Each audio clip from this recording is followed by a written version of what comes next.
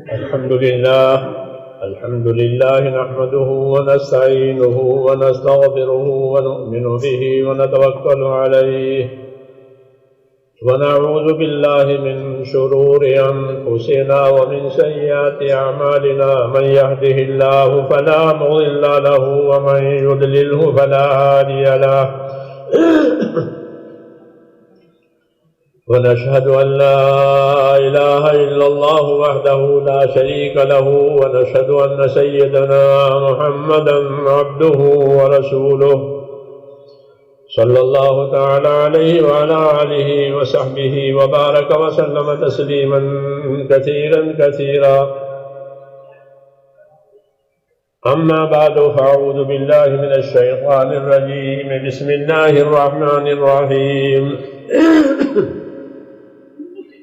إن الذين قالوا ربنا الله ثم استقاموا تتنزل عليهم الملائكة ألا تخافوا ولا تحزنوا وأبشروا بالجنة التي كنتم توعدون نحن أولياؤكم في الحياة الدنيا وفي الآخرة وَلَكُمْ فِيهَا مَا تَشْتَهِي أَنفُسُكُمْ وَلَكُمْ فِيهَا مَا تَدَّعُونَ نُزُلًا مِّنْ غَفُورٍ رَّحِيمٍ وَمَنْ أَحْسَنُ قَوْلًا مِّمَّنْ دَعَا إِلَى اللَّهِ وَعَمِلَ صَالِحًا وَقَالَ إِنَّنِي مِنَ الْمُسْلِمِينَ صدق اللہ العظیم۔ میرے پیارے بھائیوں اور بزرگوں، ایک دم چلنا پھرنا بند کر دیں اور بیٹھ جائیں۔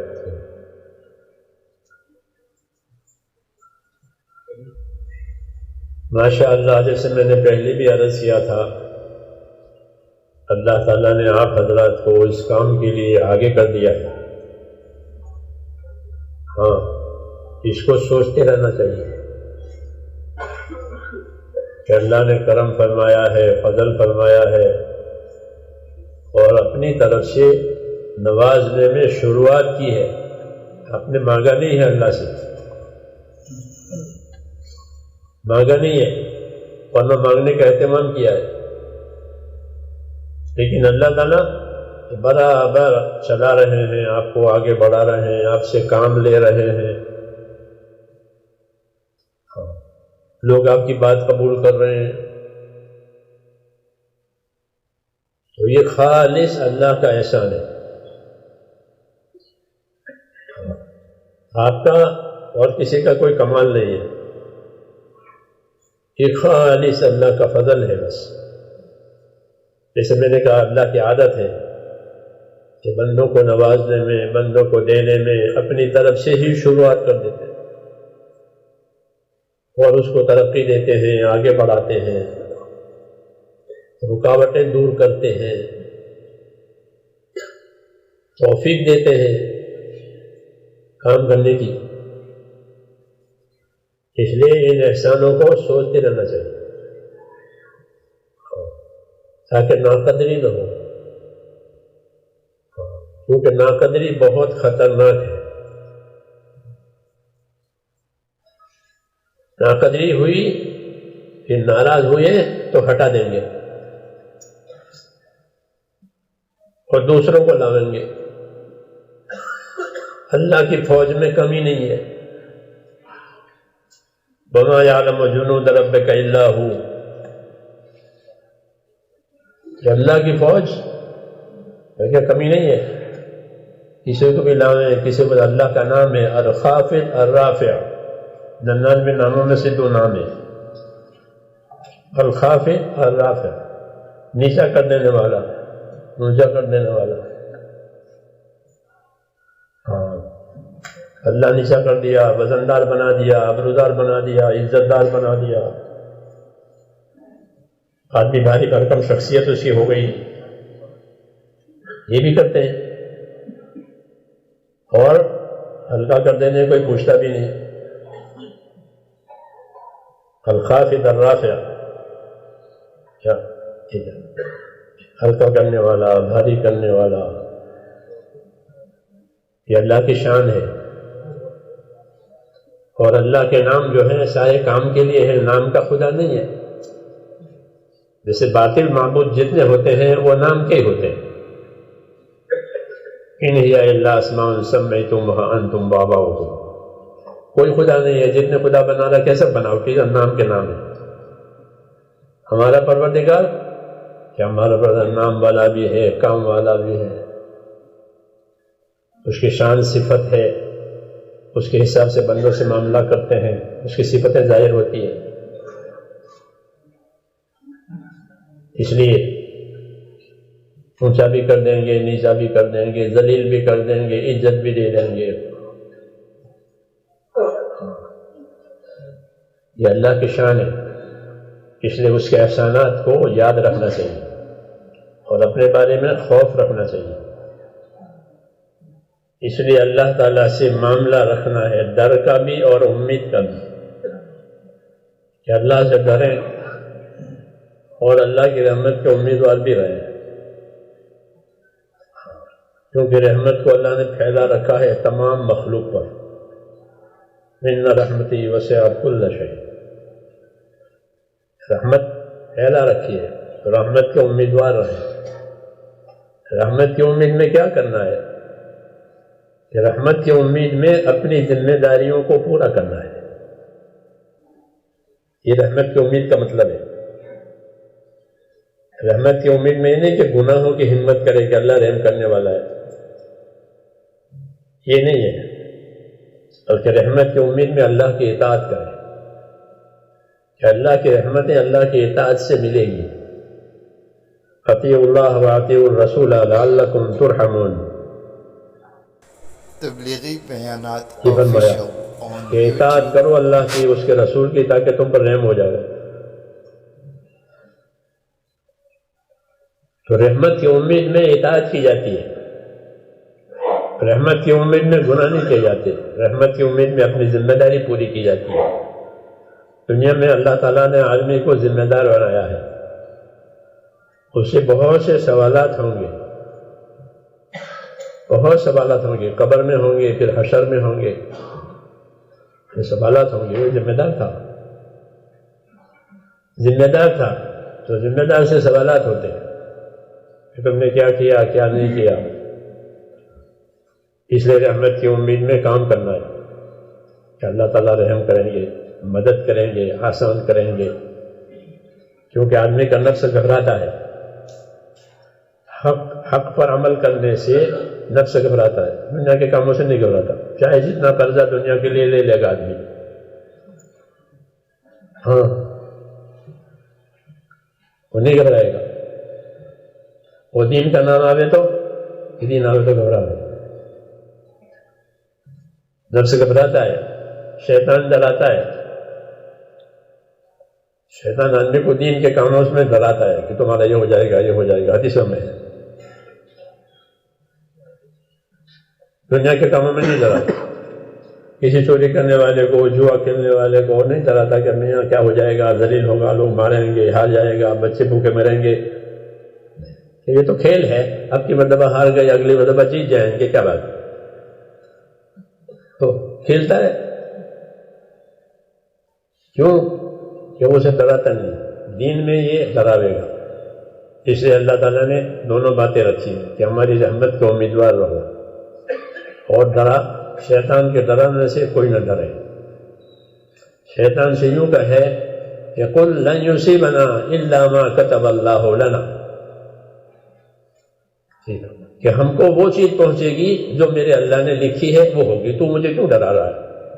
اللہ نے رحمت لکھی ہے تو رحمت آ جائے گی، اللہ نے تکلیف لکھی ہے تکلیف آئے گی، تیرے ڈرانے کی کوئی دلیل نہیں ہے۔ قل لن یصیبنا الا ما کتب اللہ لنا، کہ جو اللہ نے لکھا ہے وہ ہوگا، ہمارا ایمان ہے کہ جو اللہ نے لکھا ہے وہ ہوتا ہے، کسی کے ڈرانے سے بہکانے سے کچھ نہیں ہوتا، یہ سکھایا۔ اس لیے رحمت کا امیدوار رہنا ہے اور اللہ سے ڈرنا ہے۔ دوسری طرف اللہ سے ڈرنا ہے، اللہ کا ڈر یہ ایمان کی شان ہے۔ ایمان جتنا قوی ہوتا ہے ڈر بھی اتنا قوی ہوتا ہے. رسول صلی اللہ علیہ وسلم فرماتے تھے انی لاخشاکم واتقاکم، یہ فرماتے انی لاخشاکم واتقاکم، میں تم میں سب سے زیادہ اللہ سے ڈرنے والا ہوں، میں تم میں سب سے زیادہ اس کی ناراضگی سے بچنے والا ہوں. ڈر سب سے زیادہ یہ فرمایا. تو اللہ سے ڈرنا ہے، یہ نہیں کہ ہمارا تو تعلق تبلیغ سے ہے، ہمارا تعلق دعوت سے ہے، ایسا نہیں. اللہ سے تعلق تو ہونا چاہیے دین کا، باقی ڈرتے ہوئے کہ اللہ سے ڈرے، پھسلے نہیں. ڈر ہوگا تو نہیں پھسلے گا، صحیح چلے گا. اس لیے ڈر پیدا کرنا ہے. ڈر کے مضامین اللہ نے نازل کیے ہیں قرآن حدیث میں، ڈرانے کے مضامین، عذاب اور مصیبتیں، یہ چیزیں قرآن حدیث میں، وعیدیں. کہ ڈراوے اللہ ڈراتے ہیں کہ ڈرتے رہو، کہ ڈرتے رہے گا، ڈرتا رہے گا تو ثابت قدم رہے گا. اس لیے اپنے اندر ڈر پیدا کرنا ہے. یہ ایمان کی شان ہے کہ ایمان کی قوت جتنی بڑھے گی کہ ڈر کی مقدار اتنی بڑھے گی. پھر ہر قدم ٹھوک کر کے ڈر کے چلے گا تو اللہ تعالیٰ اسے بچائیں گے، اس کی مدد بھی کریں گے. تو دونوں پہلو سامنے رکھنا ہے. اللہ کی رحمت کی امید میں اللہ کا کام کرنا، احسانوں کی ناقدری نہیں کرنا کہ اللہ نے احسان کیا ہے، کام میں چلایا ہے، کہ اس کے ناقدری نہیں ہونی چاہیے. کہ ایک دن کیا، ایک گھڑی بھی اس راستے کی بہت قیمتی ہے، بہت قیمتی. ایک صبح شام اللہ کے راستے کی دنیا مافیا سے بہتر ہے. روز سنتے ہیں کہ ہمیں اس میں چلا دیا ہے اللہ نے، اس لیے اسی قدر ہے. ناقدری نہ کرے. ناقدری ہوئی تو خطرہ ہے کہ ہٹا دے، دوسرے کو لاوے. عائشہ ام المؤمنین رضی اللہ عنہ فرماتی تھی کہ جب رسول صلی اللہ علیہ وسلم نے اپنی دعوت ظاہر فرمائی اور قریش کو دعوت دی، بتایا کہ میں اللہ کا نبی ہوں، تو قریش نے ناقدری کی. سب سے پہلے انہوں نے مخالفت کی، آپ کی بھی، آپ کے کام کی بھی، آپ کے ساتھیوں کی بھی. حالانکہ ان کو اللہ نے نوازا تھا کہ قرآن ان کی زبان میں اترا، رسول ان کی قوم میں آیا اور ان کو حرم شریف میں جگہ دی. حرم میں رہتے تھے، حرم امن کی جگہ ہے، حرم کے سوا باقی تمام جگہ خطرے کی. یہ حرم کہ ہم نے حرم کو امن والا بنایا، تو امن میں رہتے تھے. اور روزی بھی ان پر کشادہ تھی، مالدار تھے، تو روزی بھی، امن بھی، پھر اللہ نے نبی بھی دیا، کتاب بھی دی، ہدایت کی چیزیں، وہی ان کی زبان میں اترتی تھی. یہ سب احسانات تھے دینی دنیا میں. انہوں نے ایک کی بھی پرواہ نہیں کی، ایک کی بھی پرواہ نہیں کی. تو فرماتی تھی کہ اللہ نے ان کو ہٹایا. اپنے نبی کے لیے اللہ تعالیٰ مدینے سے لوگوں کو لایا نصرت کے لیے. ایسے اتفاق سے نہیں آ گئے تھے وہ، بلکہ وہ اللہ ان کو لایا تھا کہ چلو تم کو ہٹاتے ہیں اور تمہاری جگہ ان کو لاتے ہیں. اب یہ نبی کا ساتھ دیں گے. چنانچہ ان کو رسول صلی اللہ علیہ وسلم سے ان کی ملاقات مینا میں ہوئی پہلی مرتبہ. رات کو چاندنی راتیں ہوتی ہیں مینا کی، 10، 11، 12، 13. حضور نے ان کو دعوت دی، انہوں نے وہ دعوت قبول کی اور چلا سلسلہ ان کا آگے، اور بڑھتے ہی چلے گئے.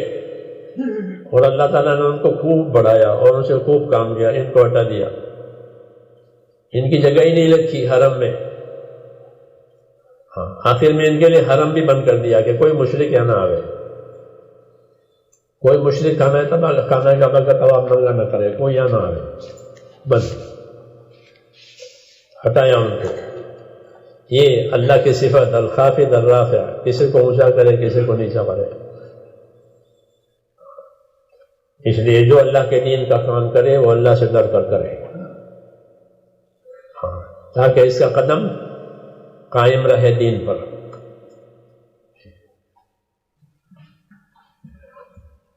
دوسری بات یہ ہے میرے بھائیوں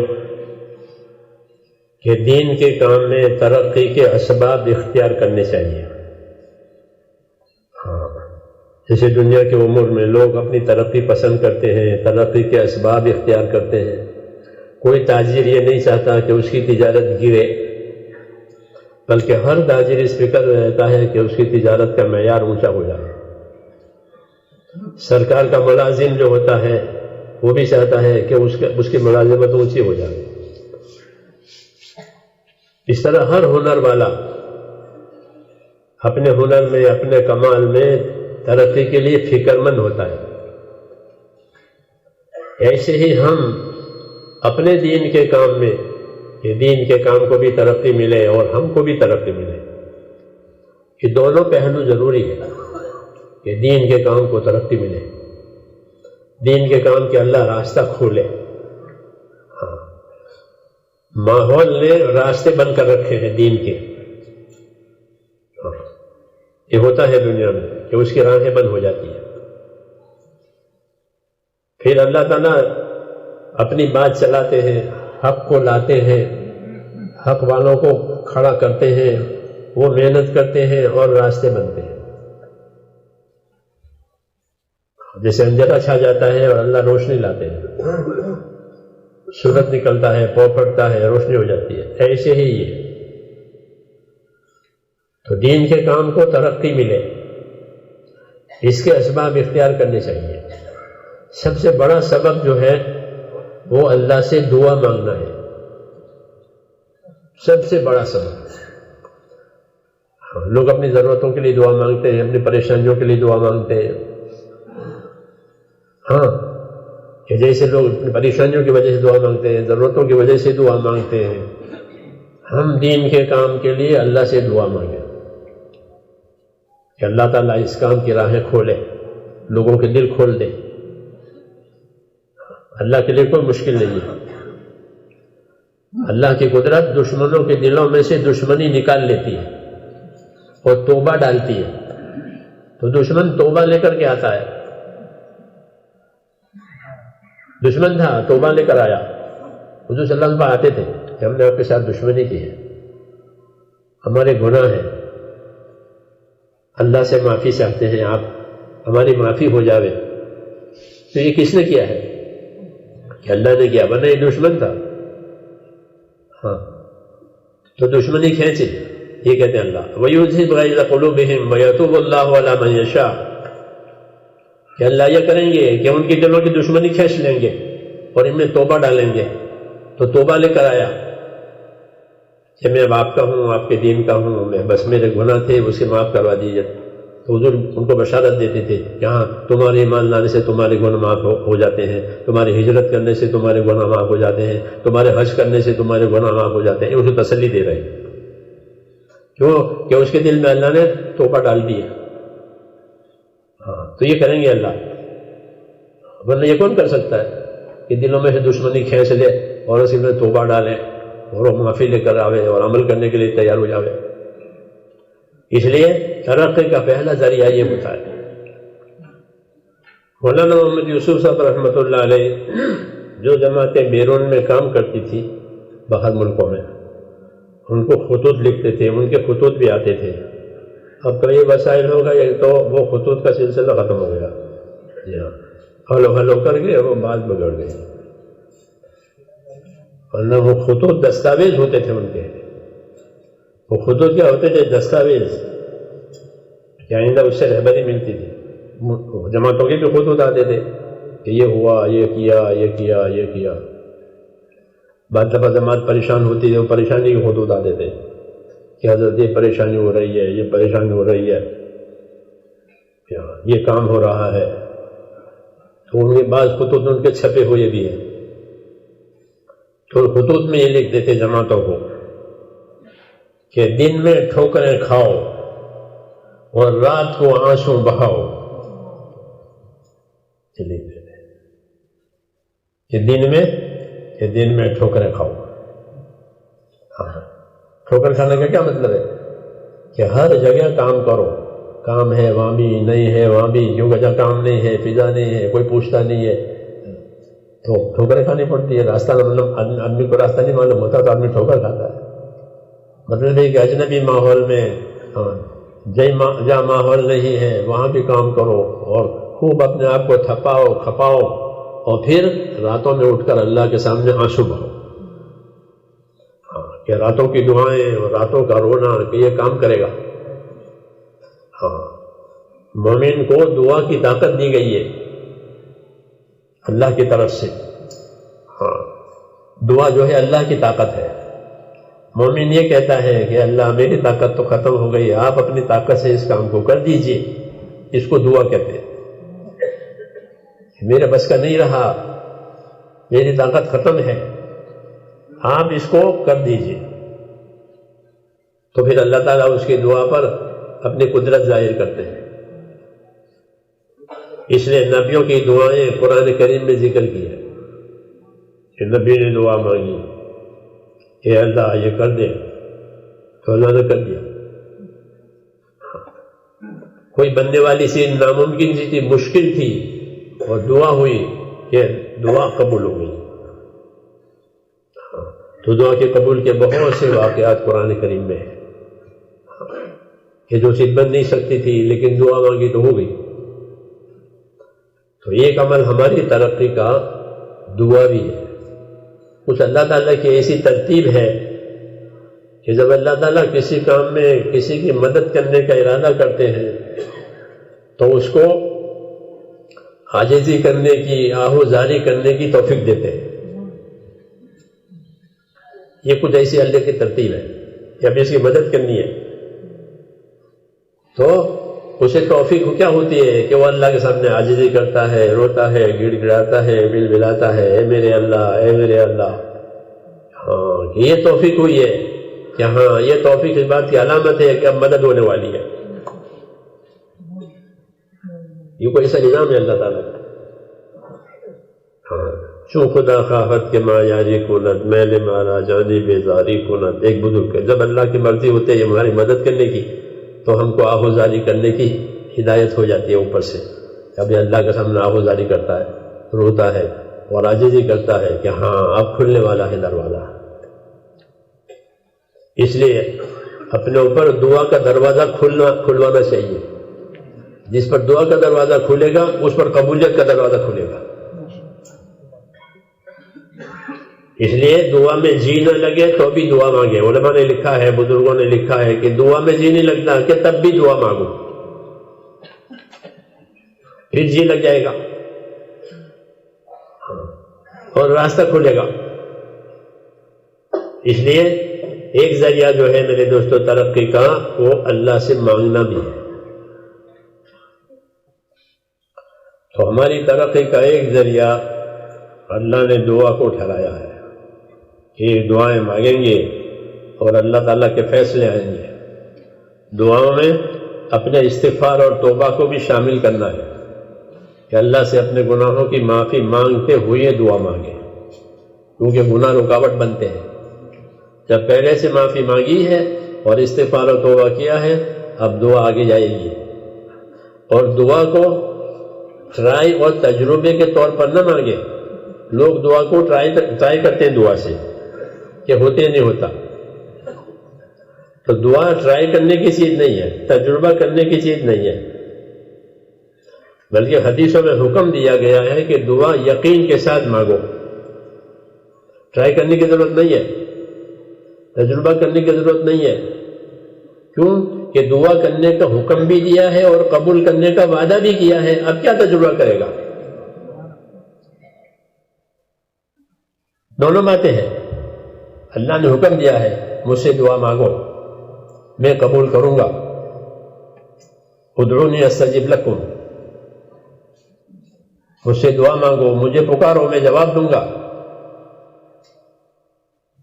تو اب کیا رہا؟ اور سوائے اس کے کہ اس پر عمل کرے اور اس کا یقین کرے. تو دعا تجربے کے طور پر نہیں مانگی جاتی. جیسے دواؤں میں ڈاکٹر ٹرائی کرتا ہے کہ دوا کا کیا پاور ہے، کیا اثر ہوتا ہے بیمار پر، کیونکہ اس کو نتیجے کی خبر نہیں ہے ڈاکٹر کو، اس لیے وہ ٹرائی کرتا ہے، تجربہ کرتا ہے۔ یہ چیز ایسی نہیں ہے، یہ چیز تو اللہ کا امر ہے اور اللہ کا وعدہ ہے۔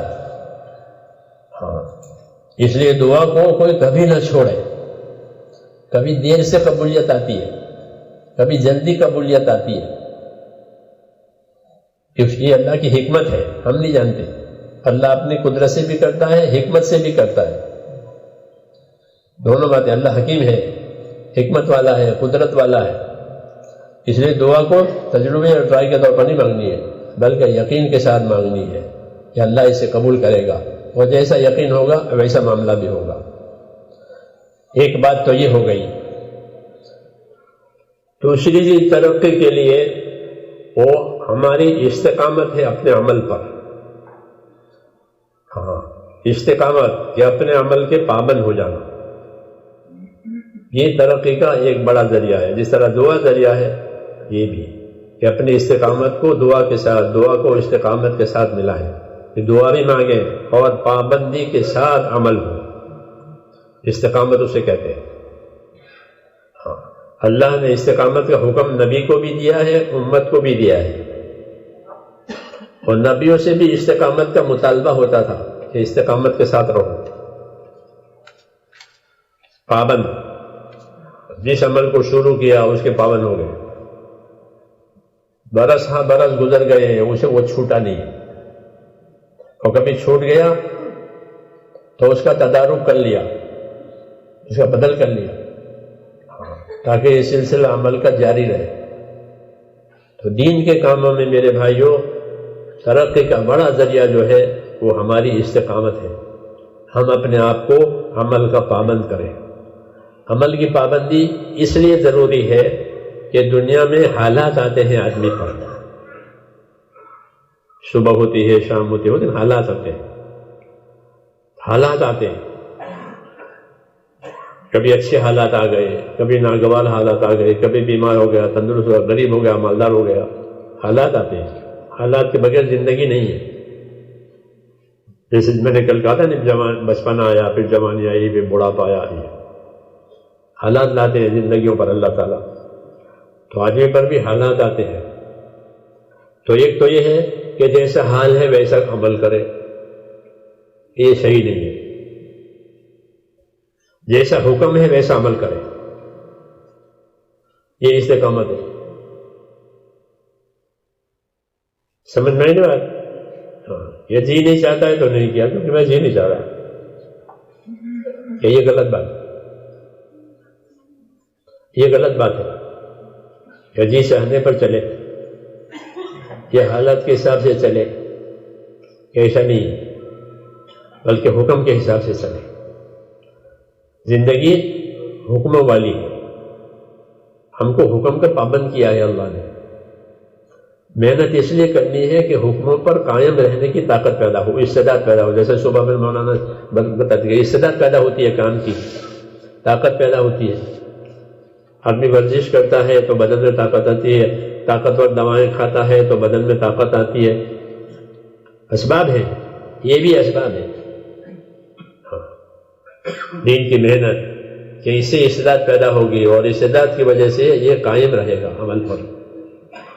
محنت نہیں ہے تو استعداد نہیں ہے کہ قائم رہے گی، حالات کے ساتھ ہو جائے گا۔ اس لیے لوگ بیٹھ جاتے ہیں، کام پہ لگے پھر بیٹھ بھی گئے، ہاں، استقامت نہیں آئی۔ کیوں کہ اپنے آپ کو صحیح چلانا اور استقامت کے ساتھ چلانا، یہ استعداد پیدا کرنے کا ذریعہ ہے، ترقی کا بھی ذریعہ ہے۔ اس لیے اپنے آپ کو پابند بناویں، چاہے تھوڑا ہو لیکن پابندی کے ساتھ ہو تو زیادہ ہو جائے گا۔ ہر کام پہلے تھوڑا ہوتا ہے، پھر زیادہ ہوتا ہے، چھوٹا ہوتا ہے، پھر بڑا ہو جاتا ہے۔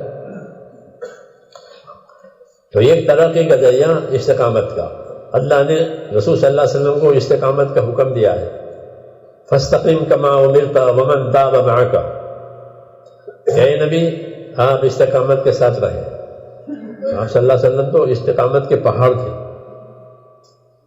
ہاں، کوئی راحت، کوئی سہولت اپنے لیے اختیار نہیں کی حضور نے، صحابہ بتاتے تھے لیست لہ راحہ، کہ حضور صلی اللہ علیہ وسلم کی زندگی ایسی تھی کہ آپ کو راحت تھی نہیں، ہر وقت کام میں، ہر وقت اپنی ذمہ داری میں، راحت کا کوئی سوال ہی نہیں، عزیمت کے ساتھ۔ تو حضور صلی اللہ علیہ وسلم تو استقامت والے تھے، لیکن اللہ نے آپ کو پھر بھی حکم دیا کہ فاستقم کما امرت، کہ جیسا آپ کو حکم دیا گیا ہے ویسے پابند رہے۔ اس لیے حضور صلی اللہ علیہ وسلم پر اس امر کا بہت بوجھ تھا، اس امر کا کہ فاستقم کما امرت، جیسا حکم ہے ویسے رہو، بالکل ایک دم اللہ کی طرف سے حکم آ رہا ہے، تو اس کا بہت بوجھ تھا۔ یہ سورہ ہود کی آیت ہے، فاستقم کما امرت ومن تاب معک۔ تو حضور فرماتے تھے مجھ کو سورہ ہود نے بوڑھا کر دیا، اتنا بوجھ پڑا اس کا، یہ سورہ ہود نے مجھے بوڑھا کر دیا، شیبتنی ہود، کیوں کہ پابندی کا حکم تھا، اور پابندی سر آپ کے لیے تھی، آپ کے ماننے والوں کے لیے بھی ہے۔ فاستقم کما امرت ومن تاب معک، اے ومن آمن معک، کہ آپ بھی پابند رہیں اور جو آپ پر ایمان لائے ہیں یہ بھی پابند ہو جائیں۔ اس لیے صحابہ کے، حضور صلی اللہ علیہ وسلم کی زندگی میں، صحابہ کرام کی زندگی میں، بزرگوں کی زندگی میں استقامت ملتی ہے۔ ایسا نہیں ہے کہ جی چاہا تو کیا، انہیں تو نہیں کیا، کوئی حالت نے ساتھ دیا، نہیں، بلکہ وہ ہر حال میں اپنے عمل کی فکر کرتے تھے کہ ہمارا عمل فوت نہ ہو۔ اس میں ہم کو سہولتیں بھی دی ہیں کہ کوئی حال پیدا ہو جاوے تو کیا کرے کہ عمل نہ چھوڑے، بلکہ پوچھے کسی سے کہ اب میری یہ حالت یہ ہو گئی، میں کیا کروں، تو اس کا راستہ ملے گا، کیونکہ دین میں راستے بہت ہیں عمل کرنے کے، تاکہ لوگوں کی استقامت باقی رہے۔ قانون میں اور اصول میں فرق ہے، قانون میں ایک ہی چیز ہوتی ہے کہ یہ کر سکتے ہو، یہ نہیں کر سکتے،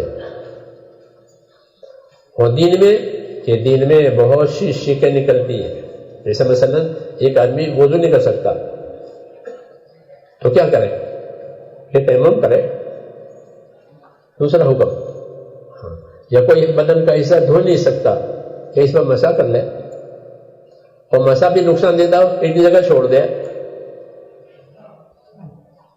یہ سارا عمل ہو گیا، لیکن پوچھنا پڑے گا، اگر پوچھے گا نہیں تو پریشان ہو جائے گا، اس لیے جاننے والوں سے پوچھو۔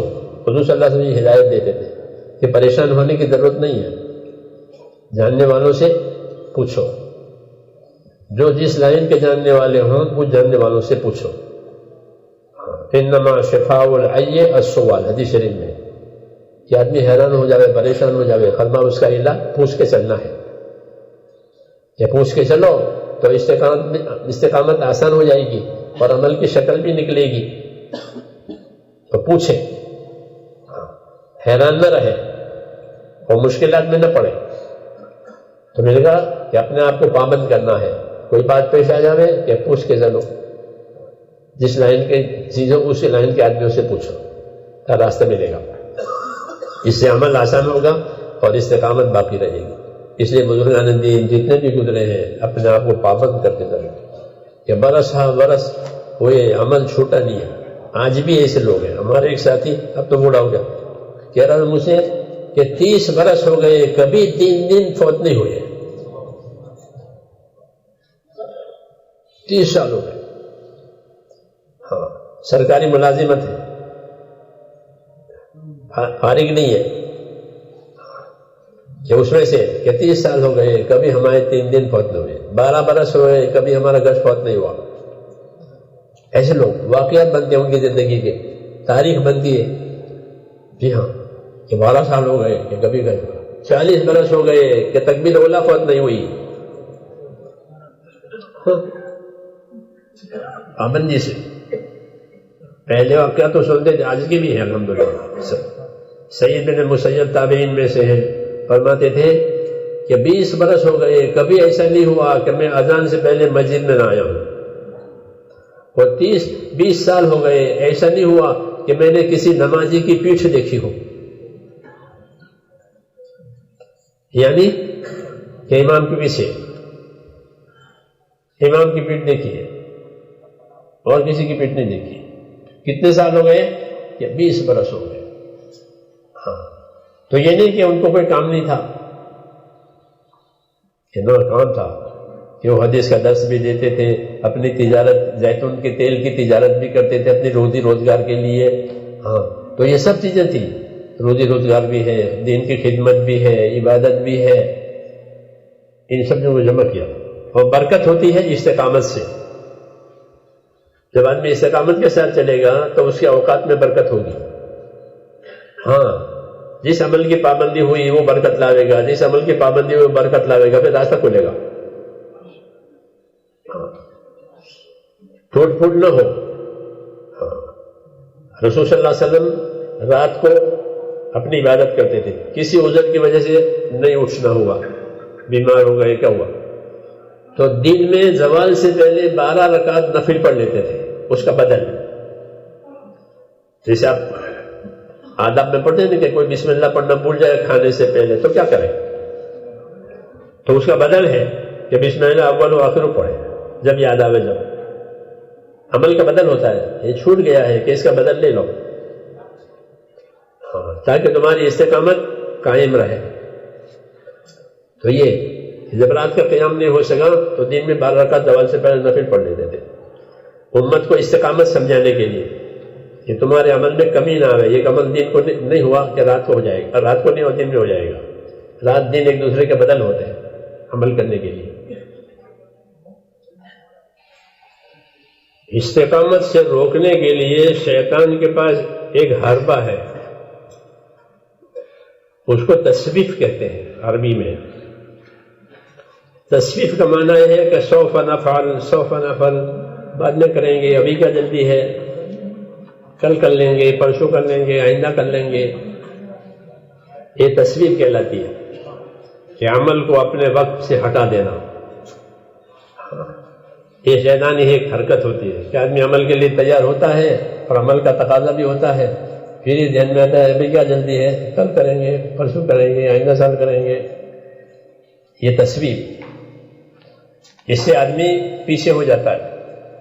شیطان اس کو یہ نہیں کہتا کہ مت کرو اور چھوڑو، یہ نہیں کہے گا کہ ابھی کیا جلدی ہے، رمضان کے بعد کرنا، عید کے بعد کرنا، حج کے بعد کرنا۔ یہ تسویف، ہاں، یہ بڑا حربہ ہے۔ ہاں، اس تصویر کے عمل کی وجہ سے بہت سے حقوق آدمی کے ذمے رہ جاتے ہیں۔ ہاں، کسی کا حق تھا کیا بعد میں دے دیں گے، ابھی کیا جلدی ہے، پھر وہ مر گیا، یہ مر گیا، وہ حق ادا نہیں ہوا۔ ہاں، یہ تصویر کہلاتا ہے۔ اس لیے علماء نے فرمایا ہے کہ یہ شیطانی عمل ہے کہ ایک عمل کو دوسرے وقت پر ٹالنا، کہ ابھی نہیں کرنا ہے بعد میں کرنا، کوئی عذر بھی نہیں ہے، کوئی وجہ بھی نہیں ہے۔ یہ بھی ایک سستی ہے کہ اپنی ذمہ داری پوری نہ کرے اور دوسرے وقت پر ڈالے، اس سے آدمی اپنے عمل قائم نہیں رہے گا۔ یہی سکھاتا ہے وہ حدیثوں میں کہ آدمی رات کو لیٹتا ہے اور صبح اس کی آنکھ کھلتی ہے رات میں تو اسے اندر سے مشورہ ملتا ہے کہ ابھی تو بہت دیر ہے، ابھی بہت دیر ہے، آرام کر لو۔ ہاں، تو وہ آرام کرتا ہے، پھر آنکھ کھلی، پھر یہی مشورہ اندر سے آیا، اور خود علیہ کا لیل طویل، ابھی آرام کرو، رات بہت باقی ہے۔ ہاں، ہوتے ہوتے پھر وہ تہجد بھی گئی اور فجر بھی گئی اور سورج نکل آیا۔ حدیثوں میں یہ تصویر کے راستے سے بہت سے اللہ کے حقوق برباد ہوتے ہیں، وقت پر ادا نہیں ہوتے، بہت سے بندوں کے حقوق بھی برباد ہوتے ہیں کہ وہ ادا کرنا تھا، دینا تھا، وہ نہیں دیا، بعد میں دے دیں گے، کیا ابھی مر گئے، پیچھے کوئی ادا نہیں کرتا۔ اس لیے علماء نے لکھا ہے کہ اکثر اہل النار اہل التصویف، زیادہ تر دوزخ میں جانے والے تصویف والے ہیں، بعد میں کریں گے، پھر کریں گے، پھر کرتے نہیں ہو۔ اور وہ بات باقی رہ گئی اور اسی کو لے کر کے آخرت میں چلے گئے. اس لیے یہ ٹالنے والی بات نہ ہو، بلکہ اللہ نے موقع دیا ہے کہ اپنے عمل کو کر گزرو. اللہ رسول کا یہی ہدایت ہے. اللہ کی ہدایت یہ ہے کہ سابقو، آگے بڑھو. اور رسول صلی اللہ علیہ وسلم کی ہدایت یہ ہے کہ بادرو، جلدی کرو، ہاتھ سے موقع نہ چلا جائے، جلدی کرو. تو رسول صلی اللہ علیہ وسلم جلدی کرنے کا حکم دیتے ہیں، جلدی کر لو، اور اللہ آگے بڑھنے کا حکم دیتے ہیں. یہ ہماری ترتیب ہے. جب استقامت ہوگی تو آدمی آگے بھی بڑھے گا اور جلدی بھی کرے گا، نہیں تو شیطان کا یہ حربہ ہے. ایسے ہی میرے دوستو، ترقی کے ذریعوں میں سے ایک یہ ہے کہ ہم اپنے کام میں اطاعت کے ساتھ رہیں. اطاعت ترقی کا سب سے بڑا ذریعہ ہے. ماننے کا مزاج، اطاعت کا مطلب یہ ہے مان کے چلنا. اطاعت جو ہے دین کی روح ہے، دین کی روح، دین کی جان وہ اطاعت ہے. خاص طور سے کیونکہ اللہ نے تمام نبیوں کو اطاعت قائم کرانے کے لیے زمین پر بھیجا ہے. وما ارسلنا من رسول الا لیطاع باذن اللہ.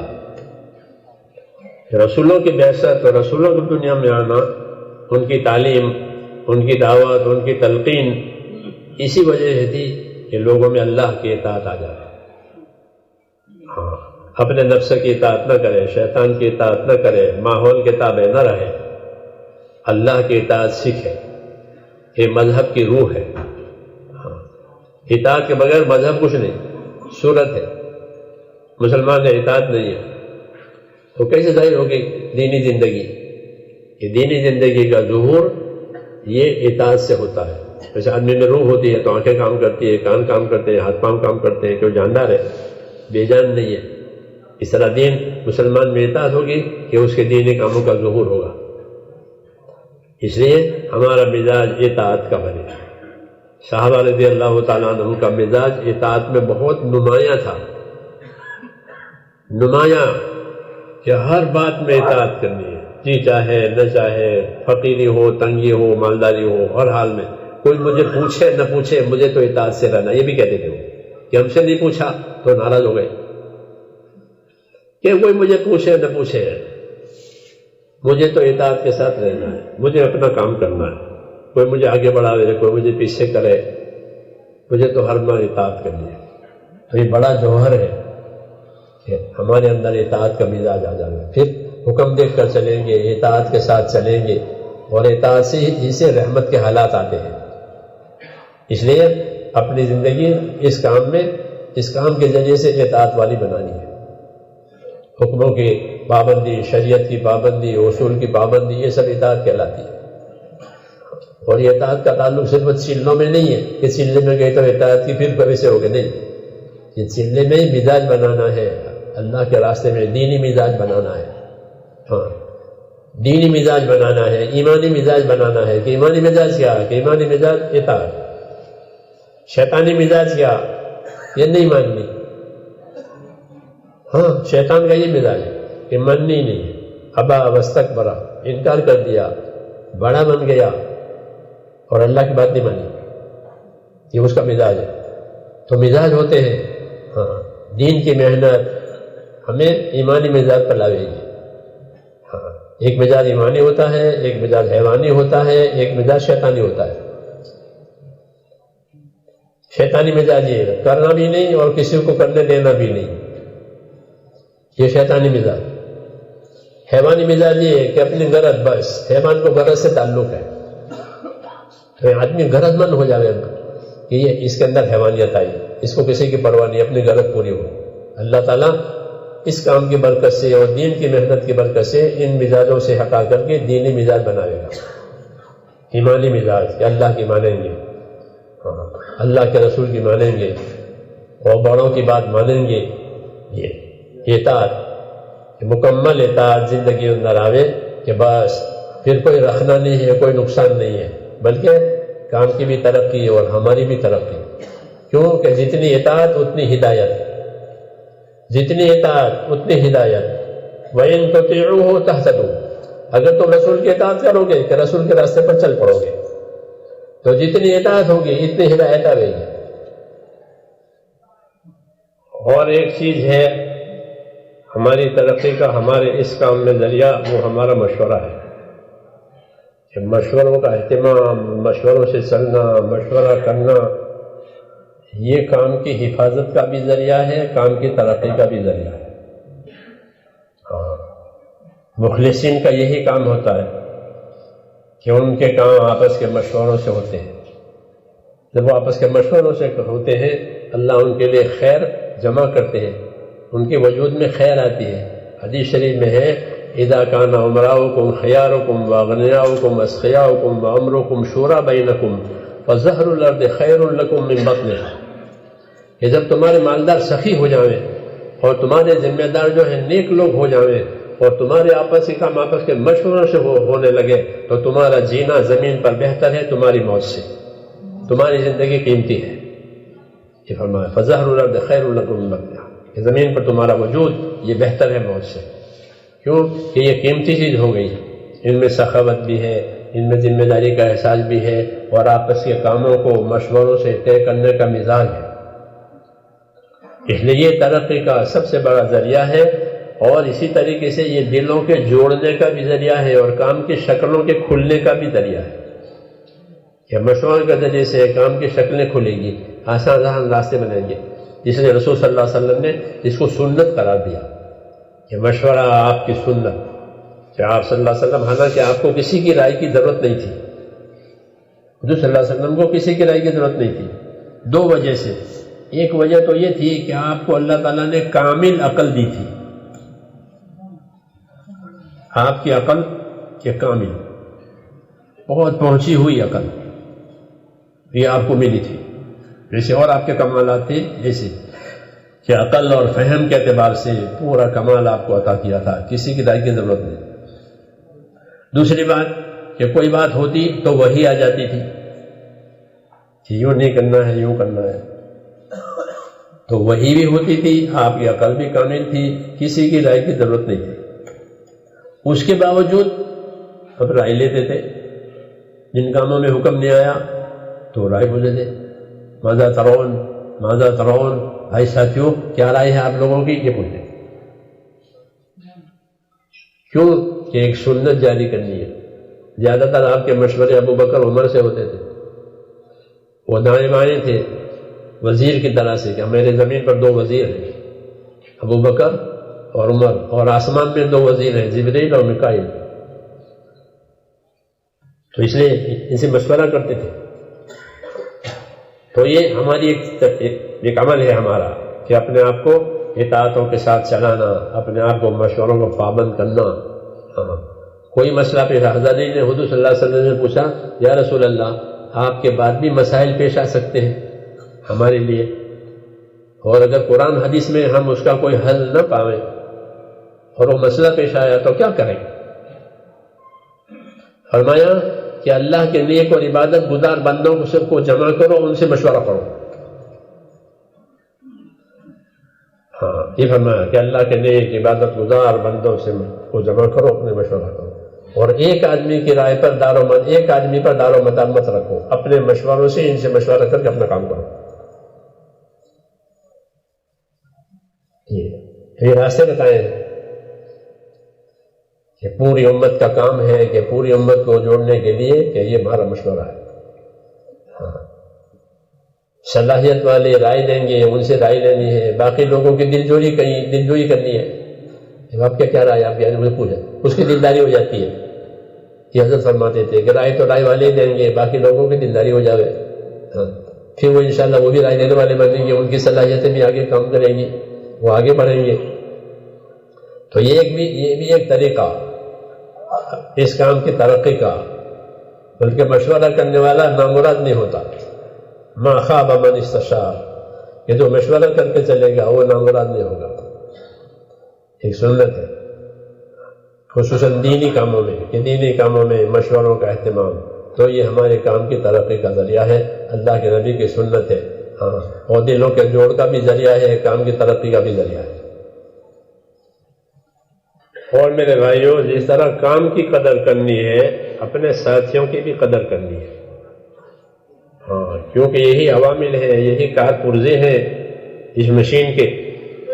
ساتھی جیسے مشین کے پرزے ہوتے ہیں، اس کے بغیر مشین کیسے چلے گی؟ ایسے ہی کہ جو ہمارے ساتھی ہیں کہ ان کی قدر، ان کی خوبیاں دیکھنا.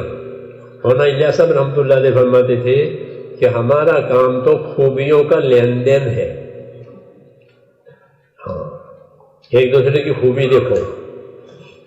شیطان خرابی دکھاتا ہے، اس کو خرابی نظر آتی ہے، اسے خوبی نظر نہیں آتی کیونکہ وہ خود خراب ہے. آدمی کا نفس بھی اپنی بڑائی دکھاتا ہے. یہ دو، نفس بڑائی دکھاوے اپنے نفس کی، اور شیطان دوسرے کی خرابی دکھاوے. اللہ تعالیٰ نے آدم علیہ السلام کو چنا تھا اپنے کام کے لیے. ان اللہ اصطفیٰ آدم، کہ آدم اللہ کے پسندیدہ ہے. ایمان. شیطان جب سجدے کا حکم آیا تو شیطان اللہ سے کہنے لگا میں آدم سے بہتر ہوں. اب بتائیے کہاں اللہ کی پسندگی، کہاں اس کی بات؟ کہ میں آدم سے بہتر ہوں، لہذا مجھے سجدہ ہونا چاہیے. تو یہ کیونکہ وہ خوبی دیکھتا نہیں ہے. تو یہ بات ہے کہ دوسروں کی خرابیاں، اپنی بڑائیاں، یہ اچھی بات ہے. مولانا الیاس صاحب فرماتے تھے کہ مسلمان میں کوئی خوبی نہ ہو تو اس کا ایمان تو خوبی کی چیز ہے. کہ کلمے والا ہے، ایمان والا ہے، اس کے ایمان کی وجہ سے اللہ اس کو دنیا سے 10 گنا بڑی جنت دینے والا ہے. اتنی بڑی خوبی اس کے پاس ہے. ہزاروں گناہوں کے باوجود بھی اللہ اس جنت دیں گے اس کو. تو کہیں پر نظر کرو. ہاں، تو خوبیوں کا دیکھنا. میوات والوں سے فرماتے تھے تمہارے اندر 2 خوبی ہے. حالانکہ میوات میں جہالت تھی اس زمانے میں، کہ تم میں 2 خوبی ہے. کہ وہ کیا؟ کہ ایک جفا کشی اور ایک سادگی. کہ تمہاری زندگی سادہ ہے. جی ہاں، روٹی باندھ کے چلتے تھے، چنے باندھ کے چلتے تھے، اور پیدل چلتے تھے. 4 مہینے پیدل چلے، بمبئی سے لے کر کے کلکتہ تک. ہاں، مغرب سے مشرق، دہلی سے بمبئی، دہلی سے کلکتہ جمع جاتے تھے وہ سادگی کے ساتھ. ہاں، تو کیا تمہارے اندر یہ خوبی ہے؟ ایک سادگی ہے اور ایک جفا کشی، یعنی محنت کے عادی ہو. تو خوبیاں ہوتی ہے ہر قوم میں، ہر ایک میں. اس لیے فرماتے تھے کہ اپنی دعوت میں لوگوں کی خوبیاں دکھا کرو. یہ نہیں کہ دعوت ہو تو لوگوں کو حقیر سمجھے، کہ حقیر سمجھنا جائز ہی نہیں ہے، چاہے کتنے گنہگار ہو. ہاں، پتہ نہیں کل اللہ تعالیٰ اس کو کہاں پہنچا دے گا. اس لیے کہتے ہیں خوبیوں کا لین دین ہے کہ اپنے ساتھیوں کی خوبیاں دیکھو، اپنے ساتھیوں کی قدر کرو، اپنے ساتھیوں کے لیے دعائیں مانگو. کیوں؟ یہی ہمارے ہاتھ پاؤں ہے. اور خوبی اس وقت نظر آئے گی جب گمان اچھا ہوگا کسی کے ساتھ. اچھا گمان کریں گے تو خوبیاں نظر آئے گی، اور بدگمانی ہوگی تو برائی نظر آئے گی. اس لیے حکم ہے معاشرت کا اور رہن سہن کا، یہ حکم ہے کہ ایک دوسرے سے بدگمانی مت کرو. جب تک کوئی دلیل نہ ملے کسی کو قصوروار نہ ٹھہراؤ. یہ تو اسی نے کیا ہوگا، اسی نے کیا ہوگا، کہ ایسا نہ کرو. یہ بدگمانیاں ہیں، اور بدگمانی سے کوئی خوبی نظر نہیں آئے گی، خرابیاں نظر آئے گی. اور بدگمانی آپس میں پیدا ہوئی تو دوری پیدا ہو جائے گی. ہاں، دوری پیدا ہو جائے گی. اور دوری پیدا ہونے کی وجہ سے دین کے کام میں جس تعاون کی ضرورت تھی وہ تعاون نہیں ہوگا. کہ بس اب کام گیا، کیونکہ ان کا تعاون ہی ختم ہو گیا. جیسے کھیتی کو پانی کرنا تھا، پانی نہیں دیا تو وہ کھیتی تھوڑی ترقی کرے گی، اسے بر وقت پانی چاہیے. ایسے دین کام میں تعاون کی ضرورت ہے، ایک دوسرے کا تعاون کرنا، ساتھ سپورٹ دینا. اس کا تعلق اچھے گمان سے ہے کہ اپنے بھائی کے ساتھ جتنا اچھا گمان کیا تو اس کا تعاون ملے گا، اس کی خوبی نظر آئے گی، اور ہم بھی اس کا تعاون کریں گے. وہ ہماری خوبیوں کو دیکھے گا، اور جب خوبیوں کو دیکھا گا تو فائدہ زیادہ ہوگا. شیطان بدگمانیوں میں ایمان والوں کو، دین والوں کو ڈال دیتا ہے. ایک دوسرے سے بدگمان کرے کہ انہوں نے کیا، انہوں نے کیا. یہ بزرگوں نے لکھا ہے کہ نیک لوگوں کو بگاڑنے کے لیے شیطان کے پاس ان کی آپس کی بدگمانیاں ہیں. ہاں، ایک دوسرے سے بدگمان کرے، بس اب لڑائی تھن گئی. خوبیاں آ گئی کہ نہیں، خرابی نظر آئے گی. پھر اس خرابی کا تذکرہ کریں گے تو غیبتیں کریں گے. ہاں جب خرابی نظر آئے تو زبان پر بھی آئے گی، تو غیبتیں کریں گے، وہ غیبتیں کریں گے تو پھر ان کے دل پھٹ جائیں گے، ان کے دل جڑیں گے نہیں۔ اس لیے حکم ہے کہ کسی سے بدگمانی نہ کرے، اسلامی معاشرت کا یہ حکم ہے رہن سہن کا، کہ اچھا گمان رکھو اپنے بھائیوں سے، مسلمانوں سے، جس کو دعوت دو اسے اچھا گمان رکھو کہ میری بات مانے گا، انشاءاللہ یہ جائے گا۔ ہاں یہ نہیں کہ تو نکمہ ہے، کسی کام کا نہیں ہے، کہ نہیں ایسا نہیں، اللہ نے اس کو بھی کسی کام کے لیے پیدا کیا ہے، یہ جائے گا، نکلے گا، کام کرے گا۔ اپنے بچوں بیٹوں کے ساتھ بھی اچھا گمان، بیوی کے ساتھ بھی اچھا گمان، تو بیوی کی خیر نظر آئے گی، ہاں نہیں تو بیوی کی خرابی نظر آئے گی، روز گھر میں لڑائی ہوگی۔ ہاں علماء نے لکھا ہے کہ آدمی شیطان گھر میں جاتا ہے تو شیطان گھر والوں کی، نوکروں کی قصور بتاتا ہے، یہ کیا، یہ کیا، یہ رہ گیا، یہ چھوٹ گیا، تو پھر وہ اپنے بچوں پر برستا ہے، بیوی پر برستا ہے، نوکروں پر برستا ہے۔ تو یہ شیطانی دخل شروع ہو گیا کہ نہیں ان میں خیر دیکھا کرو تاکہ ان کی خوبی نظر آئے۔ حدیثوں میں ہے کہ بیوی میں کوئی بات نظر آئی جو اچھی نہیں لگی تو صبر کرو، دوسری اس کی خصلت اچھی بھی نظر آئے گی، پانچوں گلیاں ایک سی نہیں ہے۔ تو حسن ظن کہتے ہیں اس کو، کہ اچھا گمان مسلمانوں کے ساتھ اور اچھا گمان اللہ کے ساتھ، یہ ہے کہ اللہ سے اچھا گمان رکھو کہ اللہ میری دعا سنے گا، اللہ میری بات مانے گا، اللہ میری مدد کرے گا، اللہ سے اچھا گمان۔ یہ نہیں کہ اللہ سے نا امید ہوگا کہ میں نے تو بہت دعا مانگی، کچھ ہوتا ہوا تو ہے نہیں، یہ کٹ گیا، یہ کٹ گیا۔ یہ اللہ تعالیٰ سے کون کٹے گا؟ اور اللہ سے کٹے گا تو کہاں جائے گا؟ اس لیے ہے کہ اللہ سے اچھا گمان رکھو، تو پھر اللہ تمہارے گمان کے مطابق تمہارا معاملہ کرے گا۔ یہ ہدایتیں ہیں اجتماعیت کے لیے، آپس کا اچھا گمان، اللہ سے اچھا گمان، حسن ظن اسلامی معاشرت کا ایک حکم ہے کہ آپس کا گمان اچھے رکھو تاکہ تعاون ملے اور ایک دوسرے کی خوبیاں سامنے آوے، اور اللہ سے بھی اچھا گمان۔ جابر بن عبداللہ فرماتے تھے کہ رسول صلی اللہ علیہ وسلم نے مجھ سے اپنی وفات کے 3 دن پہلے یہ ہدایت دی تھی کہ دیکھو جابر، تمہاری موت اس حالت میں آنی چاہیے کہ تمہارا گمان اپنے پروردگار سے اچھا ہو۔ اللہ سے اچھا گمان لے کر مرے، میرا اللہ مجھے جنت دے گا، میرا اللہ میری بخشش کرے گا، تو اللہ ایسا ہی معاملہ کریں گے۔ انا عند ظن عبدی بھی حدیث میں کہ میں بندے کے ساتھ ویسا ہی معاملہ کروں گا جیسا وہ میرے ساتھ گمان رکھے گا۔ تو اللہ تو خوبیوں کا مالک ہے، اللہ خرابیوں سے پاک ہے۔ پھر حسن ظن نہ ہونے کی کیا وجہ ہے؟ اس لیے اللہ سے بھی حسن، آپس کا بھی حسن۔ یہ باتیں ہیں چونکہ آپ حضرات ذمہ دار ہیں، اس لیے آپ سے اس کا مذاکرہ ہوا ہے۔ انشاءاللہ یہ چیزیں ہم کو، آپ کو ترقی دے گی اور دین کو بھی ترقی دے گی۔ یہ باتیں جو ہے نا گھر بیٹھے نہیں بنے گا، آدمی گھر بیٹھے اور سن لے اس کو، بلکہ ان باتوں کا تقاضا یہ ہے کہ نقل و حرکت کے ساتھ رہے، تو انشاءاللہ یہ باتیں اپنی نیت کے بقدر، محنت کے بقدر اللہ تعالی ہمارے اندر پیدا کریں گے۔ یہ نقل و حرکت اس کام میں اصل ہے۔ جیسے چکی کا اوپر کا پارٹ وہ پھرتا ہے، وہ اثر ہے، اس کے بغیر دانا پیسے گا نہیں، اور نیچے کے پارٹ کا جمنا بھی ضروری ہے۔ تو یہ 2 چیزیں ہیں، نقل و حرکت بھی ہو اور اصل کام پر اپنے آپ کو جمانا بھی ہو، تو پھر یہ سبق سارے یاد بھی رہ جائیں گے اور عمل میں بھی